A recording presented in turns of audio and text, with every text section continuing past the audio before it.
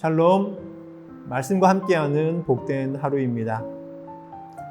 우리의 신앙생활은 말씀에 대한 태도에 따라서 결정이 됩니다. 우리는 말씀을 통해서 지혜를 얻습니다. 그 지혜는 세상의 어떤 것과도 비교할 수 없는 지혜입니다. 말씀을 가까이 대하고 또 말씀을 사랑하고 말씀을 지켜 나아가는 사람은 영적으로 변화가 일어나고 성장의 날을 이룰 줄로 믿습니다. 그렇게 정말 말씀을 사모하면서 살아갈 수 있는 귀한 날이 되길 소망합니다. 오늘의 말씀을 함께 읽겠습니다. 오늘의 말씀은 하나님의 사람이 해결하는 방법. 사무엘상 24장 7절에서 15절까지입니다. 마침내 사울이 일어나서 굴속에서 나가 길을 걸어갔다. 다윗도 일어나 굴속에서 밖으로 나가서 사울의 뒤에다 대고 외쳤다. 임금님, 임금님. 사울이 뒤를 돌아다보자 다윗이 땅에 엎드려 절을 하였다. 그런 다음에 다윗이 사울에게 말하였다. 임금님은 어찌하여 다윗이 왕을 해치려 한다고 주장하는 사람들의 말만 들으십니까? 보십시오. 주님께서 오늘 저 굴속에서 임금님을 나의 손에 넘겨주셨다는 사실을 이제 여기에서 직접 확인하실 수 있습니다. 임금님을 살려보내지 말라고 말하는 사람도 있었지만 나는 임금님을 아꼈습니다. 절대로 손을 들어 우리의 임금님을 치지 않겠다고 다짐하였습니다. 임금님은 바로 주님께서 기름 부어 세우신 분이기 때문입니다. 아버지, 지금 내가 들고 있는 임금님의 겉옷자락을 보십시오. 내가 이 겉옷자락만 자르고 임금님께 손을 대지 않았습니다.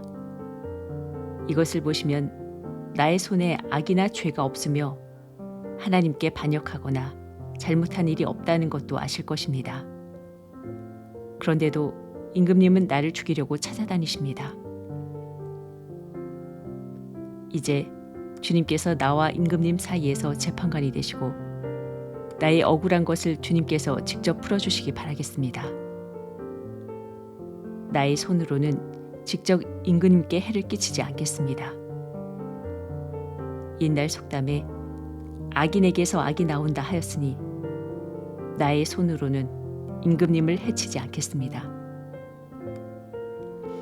이스라엘의 임금님은 누구를 잡으려고 이렇게 나오셨습니까?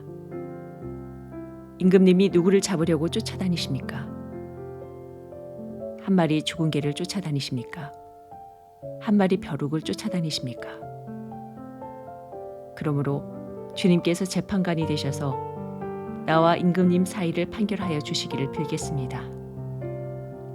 주님께서 굽어보시고 나의 억울함을 판결하여 주시며 나를 임금님의 손에서 건져주시기를 빌겠습니다.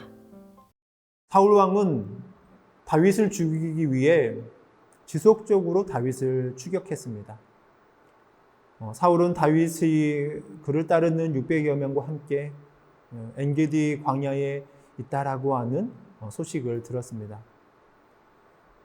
사울은 무려 3,000여 명의 군대를 이끌고 다윗을 추격하였습니다. 이제 다윗이 잡혀 죽게 되는 것은 거의 기정사실에 가까웠습니다. 그런데도 놀라운 일들이 일어났던 것이죠. 압도적인 병력 차이에도 불구하고 다윗이 사울을 죽일 수 있는 기회를 얻게 되었던 것입니다. 다윗을 추격하던 사울은 잠시 화장실이 급해서 가까운 굴로 들어가서 이를 보았던 것입니다. 그런데 놀랍게도 그 동굴 깊숙한 곳에는 다윗과 그의 병사 600여 명이 숨어 있었던 것입니다. 다윗이 마음만 먹었다면 얼마든지 사울을 죽일 수 있었던 그런 상황입니다. 그러나 다윗은 사울을 죽이지 않았습니다. 그가 생각하기에 하나님의 기름 부음 받은 사울 왕을 죽이는 것은 하나님을 모욕하는 일이었기 때문입니다. 다윗은 그저 사울의 겉옷자락을 잘라 가져갔을 뿐이었습니다. 이 일을 통해서 다윗은 사울에게 자신의 진심을 전하고 사울을 설득하고자 하였습니다. 사울이 일을 마치고 밖으로 나가자 곧 다윗이 그 사울을 뒤따라 나갔습니다. 그리고 그에게 크게 외치면서 나아갔습니다. 나의 왕이신, 나의 주인이신 왕이여 라고 말합니다. 임금님, 임금님 이렇게 외칩니다.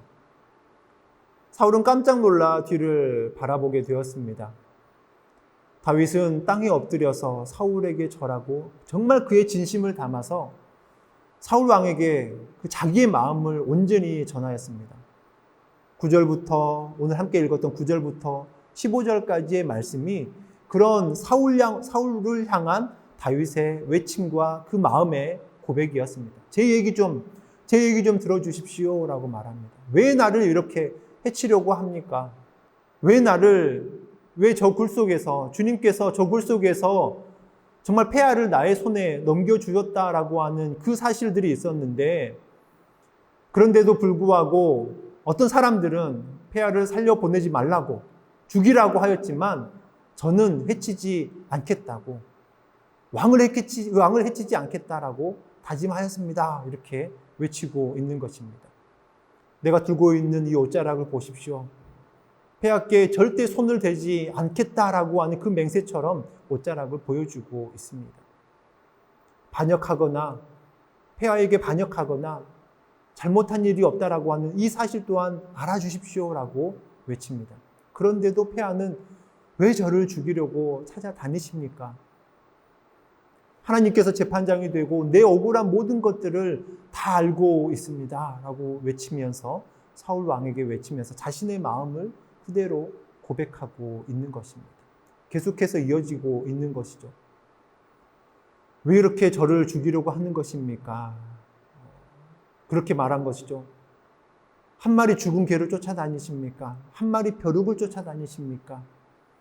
왜 이렇게 보잘것없는 저를 죽이려고 하십니까? 라고 하는 자신의 억울함, 자신의 마음들을 그렇게 고백하고 있습니다. 다윗은 자기는 절대로 사울 왕에게 반역을 꾀하거나 왕을 죽이려고 한 적이 없음을 솔직하게 이야기하고 있습니다. 자신이 방금 자른 옷자락, 자신의 충성심을 증명하는 것이다 라고 말하고 있습니다. 그리고 앞으로도 절대 왕을 죽이지 않겠다라고 하는 서약을 하는 것이죠. 그러니 자신을 그만 추격하고 살려줄 것을 간청합니다. 나아가서 다윗은 사울 앞에서 이 모든 것이 하나님께서 판결해 주시고 구원해 주실 것을 기도하며 나아갑니다. 오늘 다윗의 모습은 하나님 앞에서 바로 선 사람의 숭고한 모습으로 우리에게 보여주고 있습니다. 다윗은 악을 악으로 갚으려 하고 하지 않습니다. 오히려 악을 선으로 갚으려고 하고 있습니다. 동시에 다윗은 진실된 태도를 포기하지 않았고 그 마음을 다해서 문제를 풀어가려고 애썼습니다. 그리고 이 모든 것은 하나님께서 해결해 주시기를 간절히 간구했습니다. 선을 지켜 나아가면서 자신을 지켜줄 수 있는 그 길은 오직 하나님을 의지하는 것밖에 없기 때문입니다. 당시에 사울은 정상이 아니었습니다. 많은 사람들은 사울을 바라보면서 어찌 이렇게 말해도 소용없다. 그렇게 말하고 있는 것이죠. 사울은 몇 차례나 자기의 말을 바꾸고 질투와 불안에 사로잡혀서 이미 제정신이 아니었습니다. 그러나 정말 그 마음을 다해서 나아가고 있는 그 사울 앞에 다윗은 그 바른 마음과 정직한 태도를 가지고 끝까지 문제를 해결하려고 하고 있습니다. 어떻게 보면 이러한 모습은 어리석어 보이기까지 합니다. 그러나 다윗은 이러한 자신의 옳음을 끝까지 지켜내기 위해서 하나님 앞에 간절히 기도까지 합니다.